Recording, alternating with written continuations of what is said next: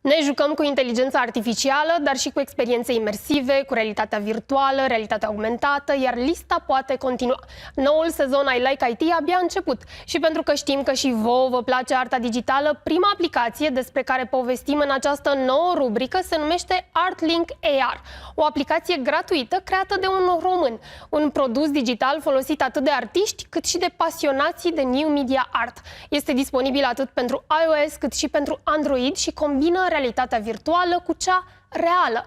Prin intermediul aplicației ai acces la expoziții de artă unde poți anima cu ajutorul realității augmentate diferite povești vizuale, dar poți crea și propria ta expoziție virtuală. O experiență imersivă, gratuită pentru cei care vor să descopere noi artiști. În plus, aplicația este folosită și în proiectele educaționale, fișe de lucru interactive, lecții de artă digitală. Chiar și copiii își pot încărca pe această aplicație lucrările lor artistice. Se transformă apoi în proiecții AR ce sunt transpuse în orice spațiu. Și iată cum o joacă pentru copii poate atrage atenția și celui mai aspru critic de artă.